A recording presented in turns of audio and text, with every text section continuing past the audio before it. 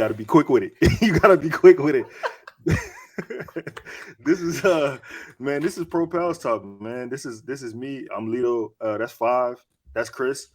This is presented to you by DraftKings. I don't know what a goddamn thing at, but it's supposed to be right there. Uh, yeah. So DraftKings, home of the 5 for 200. You know what I'm saying? That's five. That's $5. That's 200 in free bets. That's how that go. So guys, yesterday, it was the 2 New Orleans Pelicans faced off against the Utah Jazz, and some things happened. They're no longer 2-0. That's for sure. That's one thing. Let's just get that out the way. The other thing was the timeline is abuzz with just different the officiating for one was one thing that stood out. We actually have an actual NBA referee in the building today just so we can discuss these matters. And then there was another thing that stood out, which was the timeline was talking about just different actions to put Zion in. We just kind of go touch on all that. But how was the ref? You fresh off work today. So how you doing? As our resident official here at Boot Crew Media and Propels Talk, had a great day. Watched some film. Wanted to go through some bites of action for the Pelicans versus the Jazz, and I saw some inconsistencies. I would like to say, but let's start there. But Chris, man, what's up, bro? Good, dog. You know what I mean? Just trying my best not to get teed up and thrown out the game, bro. Because it's quick. I got a quick whistle. Pause. Oh, I don't know. But that was clean. Listen, you the referee, so you kind of make the rules. Yeah, you're right. No, I talked to Vegas. That was clean. All right. So one thing that stood out yesterday to me, the free throw disparity. Utah shot 28, Pels shot 22. Coming from y'all, based on what you saw in the game yesterday, was there anything? Let's just get into it. Was there anything you felt like it was a quick whistle on our end versus Utah? Was the game officiated the same both ways? Was there any consistency in how the game was called? I'll just reference the first half. There was a point where I think it ended up being like 15-7. That's almost, that's over 2-to-1 ratio in foul calls. Referees know, right? You get that stat at halftime to say who has more fouls. I mean, like, that's your job to keep control of that. I'm not saying that it's always going to be even, but that number necessarily needs to be close to one another. If you got one team that is 2-to-1, you kind of leverage that in the second half, and that usually happens. So by the end of the game, it's somewhat even. That didn't happen at all. And you talk about just the foul calls in general. You look at somebody like Zion that lives in the paint. He does not shoot jumpers. Like, he lives in the paint. As basketball watchers that we all are, if you go to the goal more times than none, you get fouled. Zion didn't shoot his first free throws until like 4 or 5 minutes into the second half. He had 14 points already. If he's scoring at the rim, there was no way that Kelly Olynyk should have outshot him at the free throw line. There's even saying it, like, Zion's this massive person. He absorbs contact. Even if he gets knocked off his, central gravity, it's still a foul. Whether you deem it as so, there's contact there, and if it affects your shot and he still makes it, hey, bro, that's an and one. Just call it how you see it. But that was my first point. That was my first synopsis of the game last night. Chris, based on go ahead. No, go ahead. Yeah, for me, man, it's not always the calls that are made. It's the timing of them. The precedents that set. You see games a lot where coaches are talking to the referees. All right, now if you call that here, let's call it on the other side, or make sure that's consistent throughout the whole game. It's like an umpire, putting together, letting you know early in the game where the strike zone is. And you're right if you're a referee or if you're a manager to say, all right, if here's where we're at, call that the entire game. And the problem so often in the NBA on a lot of sports is the consistency. For me, and the play I think about is one of the arguably the most crucial part, or one of the more crucial plays of the game is called where Herb's fouled out. Herb fouls out on a Lauri Markkanen drive, and it's like we're calling that a blocking foul at this part of the game. Yeah. How many of those calls throughout the game were let go like that kind of? You didn't call one on any kind of contact. We're calling a blocking foul here, where Herb didn't move his arm. He didn't make he met him at a spot. You got to let that one go. And if you're gonna call that, then there are other plays throughout the game that you got to end up call. Hell, CJ's last shot with 3 seconds left, dribbling up the floor, there was contact for a blocking foul that you don't call there because of that time, but you call the one earlier with 9, 10, 11 seconds left. I don't blame the refs for the Pelicans losing that game, but as always, we want consistency. And if you're gonna give Lauri Markkanen that call against one of the best on-ball defenders in basketball, there was so many other calls throughout the game, especially a blocking foul, that you gotta call. If that's where's the consistency? Where's the precedence that said early on to say we're calling that on both sides equally? That's the problem I have. I agree with you. There were points in that game where it was very mind-boggling. I don't know what, it was like we were looking at two different things. That Herb Jones call, that was unbelievable, especially the timing of it. That was unbelievable. It's parts in the game where, especially in that fourth quarter, where Jordan Clarkson dribbles, and every time he dribbles, his off arm is grabbing Herb, pulling him with him, trying to draw that contact, right? And they called it on Herb a couple times, and it's just like, yo, what are you watching?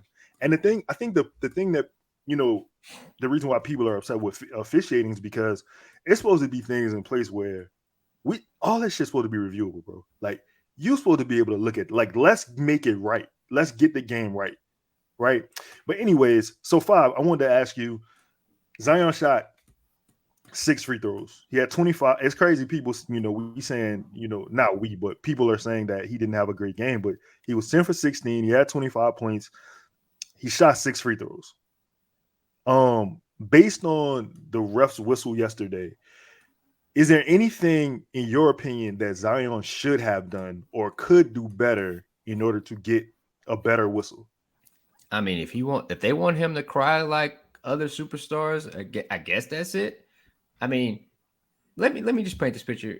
The referees didn't do with that part, they did a terrible job. But like the one call where Zion's he's about to dunk it, and Jordan Clarkson goes for a block, and Zion falls really hard, and most people are like, "Oh my God, that should have been a foul." That was actually the right call, right? That was actually the right call. He went for the ball. He hit ball first. Let's pause. And Zion's body and momentum took him with it, and he fell hard on his backside. Like, that's just a basketball play, and it just ended like that against somebody that has essentially a history of being injured, and he fell hard, and he's a massive person with that kind of force hitting the ground. That was probably one of the great points of the game where the officials did the right thing.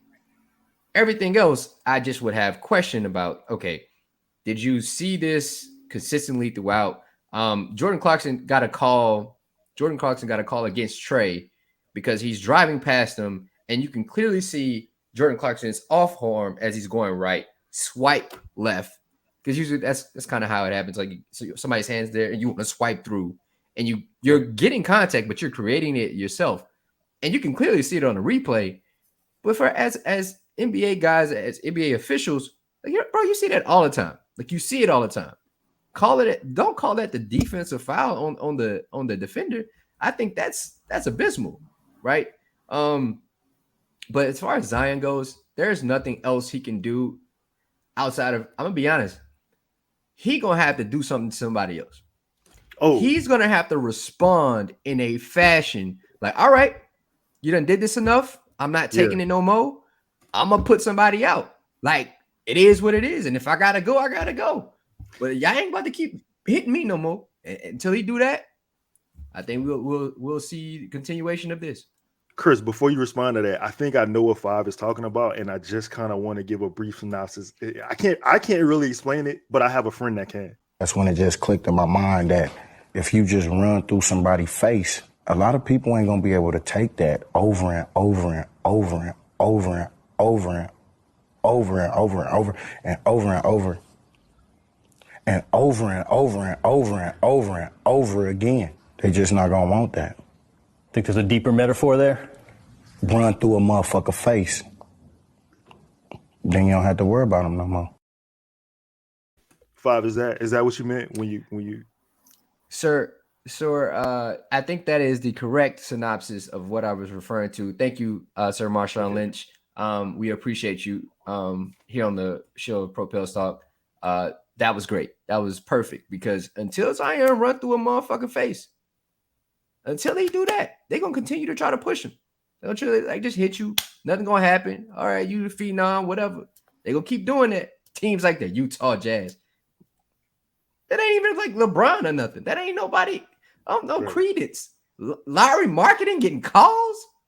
He can hoop. I'm giving him that. But he getting more calls than Zion. On heard about that? He getting called on heard. Yeah, that's absurd. Chris, is there anything in your opinion Zion should in the future do differently to get the refs whistle? I think the last couple minutes here between Marshawn Lynch and referee 5 was kind of perfect. Like, yeah, you got to send a message. I think that's one side of it. He has to send a message. Maybe that's a hard foul. Maybe that's a hard screen. Maybe that's a some level of intensity. Maybe that's him putting his elbow, his chest, his shoulder into somebody. Maybe that's him forcibly fouling somebody hard on the defensive side of the floor. One way or another, he's going to have to send some kind of message that, I'm not taking this shit no more, because it's clear that the referees, they're not making the calls that are visibly clear. It's visibly clear that some of these fouls are present and they're not being called consistently, or if at all. That's one side of it. The other side of it is, I think Zion, he's going to have to find that balance between I'm going to force you to call these. You're going to know that you fucked up, but at the same time, I'm not going to let it affect my game. And that's where Zion sometimes gets into trouble when we see it. Yeah, I want an angry Zion. I want a frustrated Zion. I want villain Zion, like you call it, Lito. Like, you definitely want that, but it can't be him not getting the call on one side and it's affecting him getting back consistently on defense, or affecting what he's giving you on that side of the floor because he's still thinking about that call. Because, eventually, you don't think that other teams are looking at that and saying, they're not calling this. We can beat the shit out of him and it's going to take out anything. We already believe he's limited on defense. Give him foul him a few times and see what that does for him on the other side. And we got him. He's ours. So I think Zion, even at 22, mentally, at some point it got to be, they're not giving me this. I'm going to find another way to get them. I'm going to use this until I get the calls that I'm supposed to. And whatever message that has to be, whether that's physically or whether that's how he approaches these games mentally going forward, we got to see how it happens. Because, do we think Giannis gets every call? I don't think so. But eventually Giannis dunks on people at some point to where they don't mess with him anymore. Zion gonna put somebody on the ground. It's gonna happen, and we'll see what happens from there. 5, let me ask you a question. Based on like what we're seeing about how teams are basically dropping from Zion, they're giving him that runway just so they can collapse on him in the paint, right? Do you feel like he should start taking maybe a floater, an elbow jumper, just an easier shot for him so he doesn't have to get the contact all the time? Or do you think what he's doing is basically that's just his game? I mean, at some point he has to step out just a little bit, right? Like once you get to, it's like when Rondo, right? When Rondo was with the Celtics and he didn't have a jumper and they just sagged off in the lane and always they just knew that he wanted to get there to create a collapse of defense so he can kick out or try to get a layup. Same principles apply. As soon as Zion gets a free throw line extended jumper, as soon as that happens and it's consistent, like it seems like the sky is going to open up for him. Everything's going to open up just because he can knock that jumper down consistently. If he does that, a floater, something, I really rather not the floater. That way he doesn't, get easy charge calls because when you float, you just kind of drift forward. I'd rather it be a pull up. If he creates that, man, good luck. Because at some point he's gonna have a step on you, and then he's gonna get into that jumper. Then it's the spin, it's the finish left, right. There's so many options for him if he just gets a midi. That's all he needs. Chris, referees aside, because at the end of the day, the Pels lost the game, so we don't want to make we don't want to harp on that, but we do want them to be aware of the calls. But referees aside, what could the Pelicans have done better, or what basically based on the matchup? What I'm asking is you see who's out there, you saw what they did us with marketing on the perimeter. What do you think they should have done? Control what you can control. No matter of any of the outside forces that impact these games, you can control how you defend. You can control the energy that you gave up or that you put in. The energy that the Pelicans put forward and the defensive effort that they gave late in that game, even when BI goes out, if you start off the game that way as a group, being smart, not turning the ball over after you finally get them to miss shots, making the right adjustments, being disciplined, not falling for every pump fake. If you come out with that amount of focus and energy to start out the game, you probably not even in the situation late to where we're talking about some of these calls and missed calls. And that's what I look at. They had Utah. They started getting Utah out of their bag. Earlier in the half, they was getting whatever they wanted. They were backdoor cutting the hell out the Pelicans. They got open shots. They were running the same sets. Some of that was the personnel. The adjustments were made. You make the adjustments, and Utah, every shot that they're taking is tough. Some was adjustments and some was the energy that they put out. But that's what you do. And making a play that's available, not trying to do too much. It goes back to Zion. Zion finally, last night was where you saw him starting to get some of that touch around the basket that we see him make look so, effortless, even around 2 or 3 people. You finally got a chance to see him get some of that, which is, the field goal, when he's 10 for 15, 10 for 16. That's good. But make the play, and coaching staff, you got to put him in the best position with some of these setups. If 3 people are collapsing and he has the ball and you are going to consistently put him on that block, well, you damn sure better make sure Larry Nance ain't the one that's in the corner on the opposite corner. No disrespect to Larry. Yeah. No disrespect to Larry. Put a shooter over there. Put Trey over there. If you're running this set and you know that option A is for him to score and option B is for him to find the opposite corner, we'll put a shooter over there in the corner. Just simple adjustments. And Zion, make the pass over there to the big, whatever the case may be. Reset the offense. That's what making the simple things and not forcing plays, coming out with the right energy and effort and not getting away with the emotion of the game. Those are things that you can always control no matter what the referee is doing, no matter how hot the other team is shooting the ball. I'm gonna get us out of here fairly quickly, but I do want to show, like I said, the talk on you just raised a very valid point, and the talk on the timeline is the position where Zion is catching the ball and basically getting him in better positions to score, because he's working hard. He's working hard, and we want him to get it in his spots. But I think we just got to figure out what his spots are. So my question to y'all is, I'm gonna show y'all 2 videos, and you tell me should we revert back to some action, some DHO, some Spain pick and roll, some pistol action? This is one of my favorite plays I've seen in Zion's brief career, with us. Again, he knows his lane, and he does a good job. And Zion. Right? And then and then hold on. One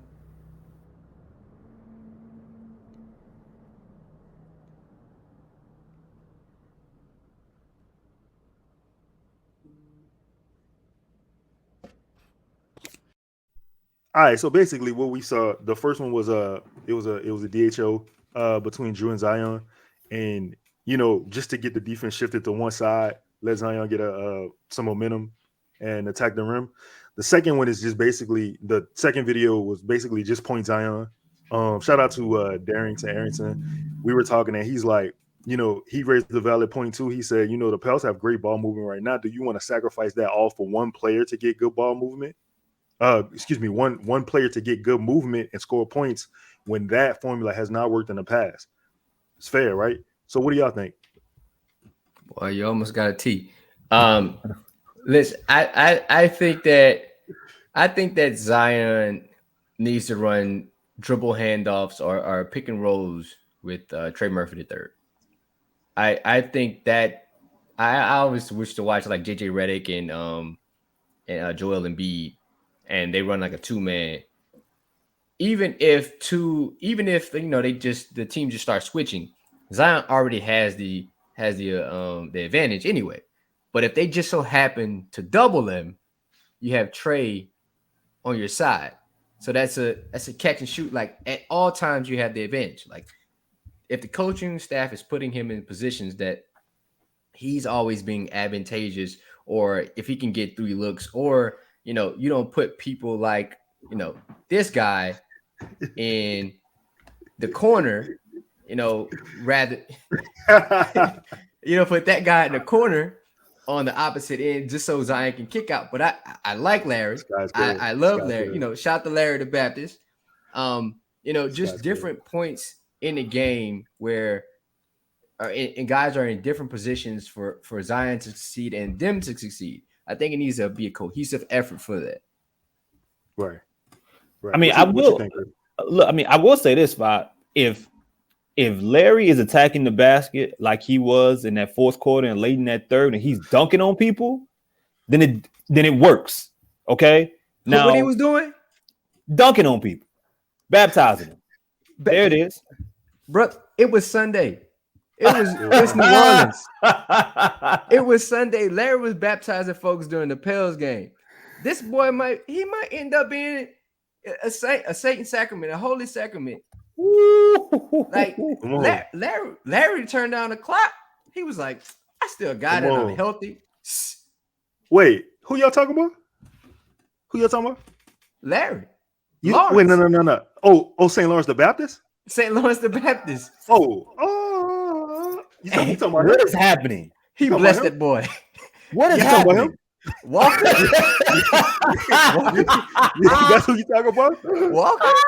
All right, Kessler, you got blessed. Drip too hard, don't stand too close.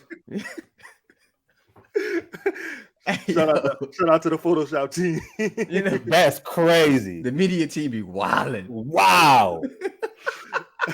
But look, that's the look though, man. I mean, if you're gonna have somebody, I mean, I don't mind having somebody in the dunker spot if they're gonna run those type of sets, but I'd rather, look, there's a lot of ways to get Zion involved, and they're gonna experiment, throughout to see what works. And listen, if he plays tomorrow and there's no Brandon, it might be perfect for him, because you can experiment with some of those things without BI, because you're gonna have to in keeping up with Luka and company. If it would be the perfect time to say, all right, we're gonna try. But there's a lot more to Zion's game than just putting him on the right block and saying, go left and figure out what happens from there, especially with them not making the calls. We got to put him in other areas. If he's not shooting that midi right now, if he's not shooting the floater, that's fine. But definitely let's put him in the preseason. We saw a lot of action between him and Trey, and it was tough. It was tough for defense to adjust to it. It's like, what are you doing? Now the tape's out with Trey. The regular season started, and he ain't missing. He still ain't missing. So, run that shit until he gets tired. And then at that point, if you got Zion and Trey working a action on one side, then Then, of course, you could put somebody in the dunker spot on the opposite side because either Trey gonna be open, Zion got a lane, or if they collapse, it's an easy two for Jonas, Jax, or or Larry, so on and so forth. And you can have whoever you want behind him as a shooter. It's so many different things that they can do. We got to see how they continue to to evolve that level, because we've seen it throughout his time. His first year in New Orleans, there was a lot of just dumping it off to the block and make it work. And early in year 2 for a few games, that was it. And then by I think December is when we really started to see Point Zion take off. I'm curious if they have a similar rollout. I mean, maybe this is planned?